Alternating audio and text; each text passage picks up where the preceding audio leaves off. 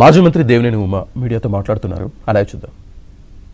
కూడా తాడేపల్లి ప్యాలెస్ దగ్గర అపార్ట్మెంట్లో పెద్ద పెద్ద అరల్లో దాచారు. అట్లాగే హైదరాబాద్లో పెద్ద పెద్ద అపార్ట్మెంట్లో వేల కోట్లు దాచారు.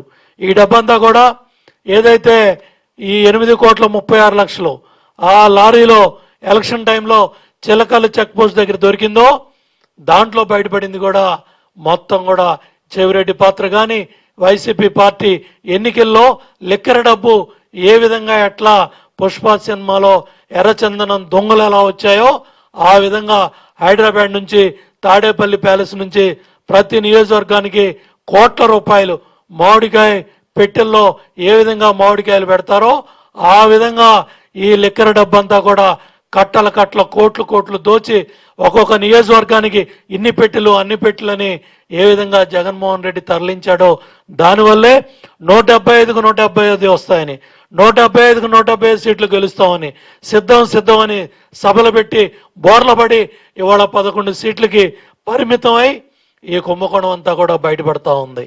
ఇవాళ నోటి అడుగుతా ఉన్న వైసీపీ డైవర్షన్ పాలిటిక్స్లో భాగమైన నాయకులారా, మీరందరూ కూడా చూడండి.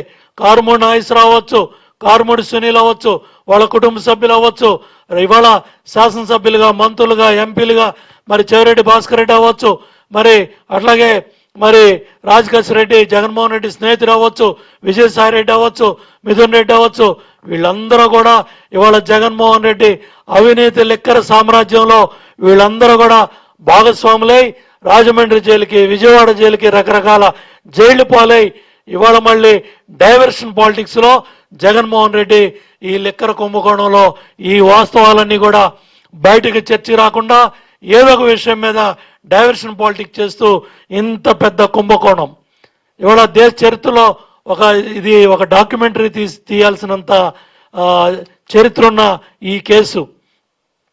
ఎందుకంటే ఏ విధంగా ఎలక్షన్ టైంలో డబ్బులు ట్రాన్స్ఫర్ చేశారు, ఏ విధంగా ఈ కుంభకోణంలో ఈ లిక్కర్ డబ్బుని ట్రాన్స్పోర్ట్ కూడా ఎప్పుడు లేని ట్రాన్స్పోర్ట్ ఛార్జీలు కూడా తీసుకొచ్చి ఏ విధంగా ఎటా చేశారనేది తీగలాగితే మొత్తం కూడా బయటపడతా ఉంది. దగ్గర ఈడీ ఇప్పటికే దగ్గర మద్యం కుంభకోణంలో ఈ సిట్ అరెస్ట్ చేసిన 18 మంది కావచ్చు, ఈడీ అరెస్ట్ చేసిన వాళ్ళు కావచ్చు, ఇవన్నీ కూడా చూస్తూ ఉంటే దగ్గర ఈడీ కేసుల్లో ఇప్పటికే ఈడీ 441 కోట్లు జప్తు చేసింది. వైసీపీ నాయకులారా సమాధానం చెప్పండి. రోజు మీడియా దగ్గరికి వచ్చి గంటలు మీటింగులు చెప్తా ఉన్నారు, సొల్లు కబుర్లు చెప్తా ఉన్నారు.